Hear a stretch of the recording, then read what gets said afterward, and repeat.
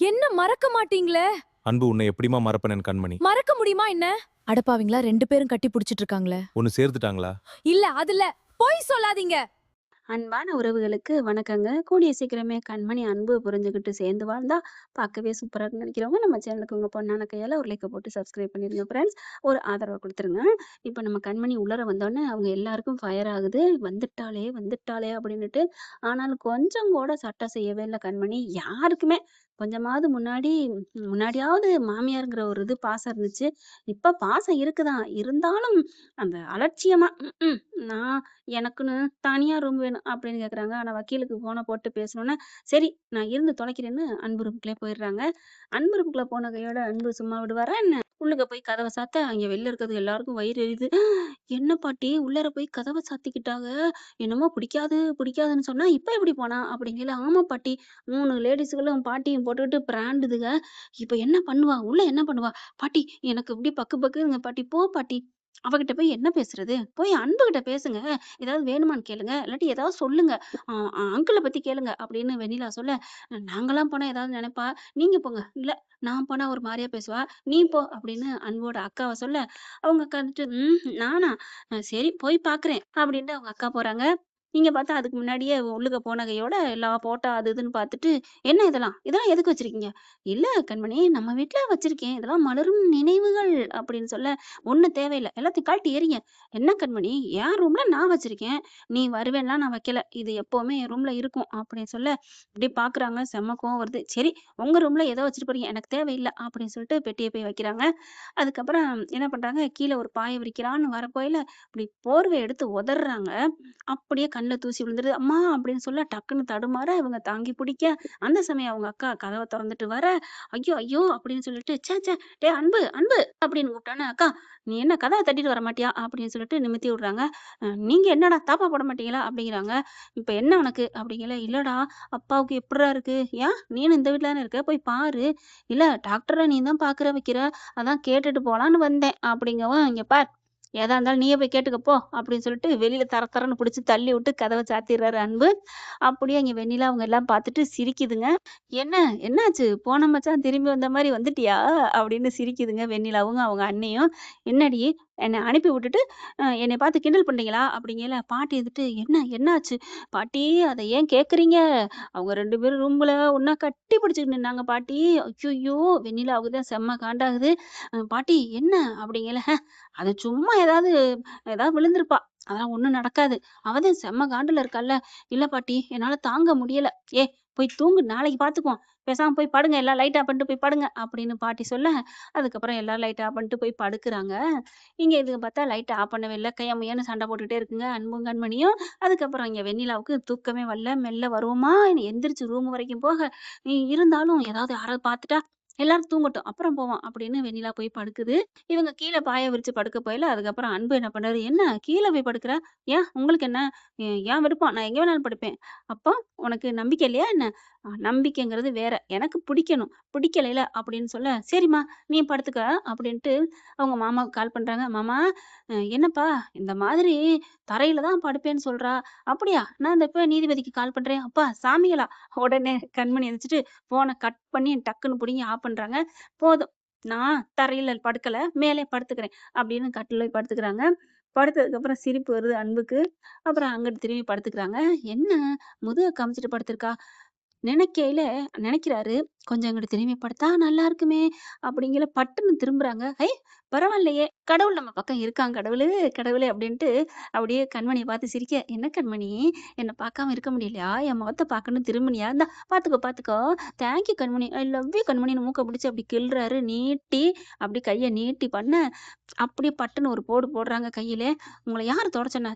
கை எடுங்க." அப்படின்னு சொல்ல, "என்ன கண்மணி அங்கிட்டு திரும்பி படுத்த, இப்ப இங்கிட்டு திரும்பி படுக்குற. மாமாவ பார்க்காம இருக்க முடியலன்னு தானே இப்படி திரும்புற." அப்படின்னோனே, "இங்க பாருங்க, நான் அதுக்காக ஒண்ணும் திரும்பல." "அப்புறம் எதுக்காக திரும்புன?" அப்படின்னு எந்திரிக்கிறாங்களா, எந்திரிச்சு பார்த்தா, இங்கிட்டு அங்கிட்டு தேடி பார்க்குறாங்க. இவங்க தலையிட்ட 2 தலாணி இருக்கு. அத ஒண்ணு எடுத்து அப்படியே கீழ போடுறாங்க. நடுவுல அவர் அன்பு தலையிலேருந்து 2 தலாணி, 1 தலாணி உருவி நடுவுல 2 தலாணிய போட்டுறாங்க.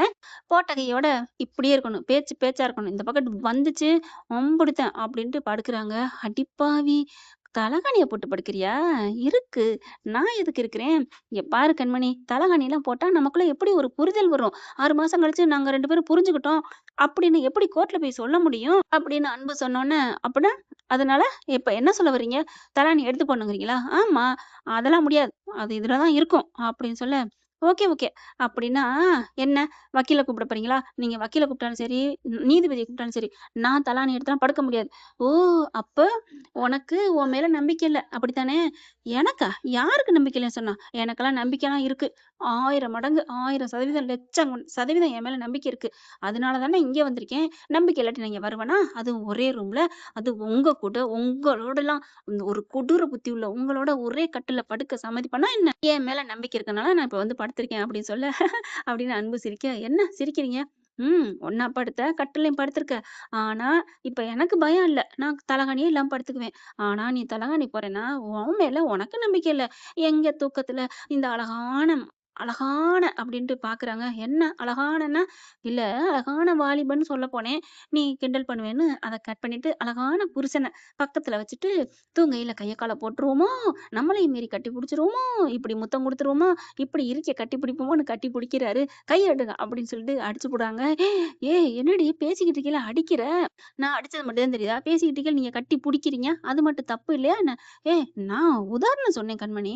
அந்த மாரி நீ புடிச்சிருவியோன்னு உனக்கு பயம். நெஞ்சுக்குள்ள பயம். அதனால தான் நீ இப்படி பண்ற. அந்தெல்லாம் பயம்லாம் இல்ல. கைய எடுங்க" அப்படின்னு தட்டி விடுறாங்க. "அதுதாம்மா உனக்கு. உனக்கு என்ன கண்டாலே பயம். இவ்வளோ அழகான புருஷனா இருக்காரு. இவர விட்டுட்டு நம்ம ஏன் தனியா இருக்கணும்?" அப்படின்ட்டு கால போடுவோம். அப்புறமா கைய போடுவோம். அப்புறமா முத்தம் குடுப்போம்ன்னு அப்படி ஒரு குடுத்துருவோமோன்னு பயத்துல, "அப்பா சாமி நான் தலகாணிய எடுத்துட்டேன். வேணாம் போதுமா?" அப்படின்னு தூக்கி எறியுறாங்க. "ஆள விட்றா போதுமா? நான் தலகாணி போடல. எனக்கு என் மேல நம்பிக்கை இருக்கு. போதுமா?" அப்படின்னு சொல்லிட்டு இங்கிட்டு திரும்பி படுக்க, "ஆ இன்னும் கொஞ்சம் பயம் இருக்கத்தான் செய்யுது. இன்னும் என்ன பயம்?" அப்படிங்கல. "ஆமா, என் மூஞ்சிய பார்த்தா ஆசை வந்துருமோ? இப்படி கால போட்டுருவேனோ? ஐயோ அம்மா! அடுத்து ஆரம்பிச்சுறாதீங்க சாமி. இப்ப என்ன? உங்கள பார்த்துக்கிட்டே படுக்கணும். அதானே? அப்படின்னா நான் தைரியமான ஆளு. எதுக்கும் நான் அசைஞ்சு குடுக்க மாட்டேன் அப்படின்னு நம்புறீங்களா? ஓகே. அப்ப நம்புறேன்." அப்படிங்கவும் இங்கிட்டு திரும்பி படுத்துட்டு அப்படியே பார்க்குறாங்க. "அப்பா போதுமா? இல்ல இன்னும் கண்ண விரிச்சு உங்கள பார்த்துக்கிட்டே இருக்கணுமா?" அப்படின்னோனே, "இல்ல, இல்ல போதும் போதும் கண்மணி. நீ படுத்துக்கோ" அப்படிங்கிறாங்க. சிரிப்பு வருது அன்புக்கு. "அப்பா கடவுளே! என் பொண்டாட்டி என் வீட்டுக்கு வரமாட்டாளான்னு நெனச்சேன். வந்துட்டா. என் ரூம்ல ஒண்ணா தங்க மாட்டாளான்னு நெனச்சேன். தங்கிட்டா. ஒரே கட்டில்ல படுப்பாளான்னு நெனச்சேன். படுத்துட்டா. தலகாணி இல்லாம படுப்பாளான்னு நெனச்சேன். அதுவும் படுத்துட்டா. இப்போ ஒண்ணு நெனைக்கிறேன்." அப்படிங்கல நிமிர்ந்து பார்க்குறாங்க. "என்ன நெனைக்கிறீங்க?" ஒண்ணும் இல்ல, ஒண்ணும் இல்ல."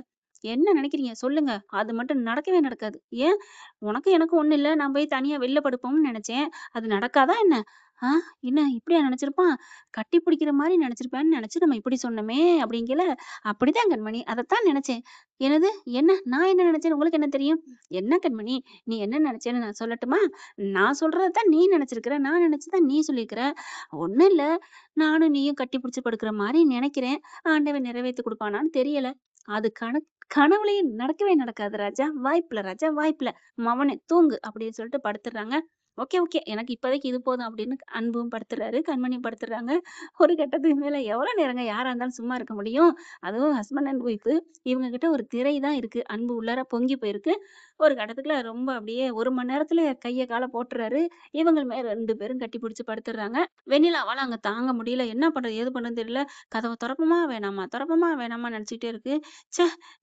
கதவ லைட்டா தள்ளுது. கதவு தொறக்குது. இதுங்க தாப்பா கூட போடலங்க. இவங்க ஏதாவது அப்படி இப்படின்னு இருந்தா தாப்பா போட்டுருப்பாங்க.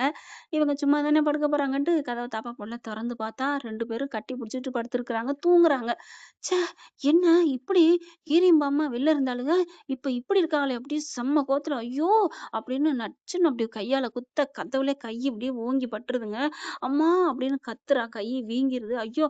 அதுக்குள்ள என்னாச்சு? என்ன? அப்படின்னு படக்குன்னு 2 பேரும் எந்திரிக்க, இந்த பிள்ளை ஓடி போய் ரூம்ல கதவ சாத்திக்கிருது வெண்ணிலா. ஆனாலும் பார்த்தீங்கன்னா, கை புஸ்ஸுன்னு வீங்கிருதுங்க. என்ன ஃப்ரெண்ட் இப்படிலாம் போனா நல்லா தானே இருக்கும். பார்க்கலாம் என்ன நடக்க போகுதுன்னு. இந்த பதிவு உங்களுக்கு பிடிச்சிருந்துச்சுன்னா, உங்க பொண்ணான கையால ஒரு லைக்க போட்டு சப்ஸ்கிரைப் பண்ணி ஆதரவு குடுங்க அன்புறவுகளே. Thank you friend.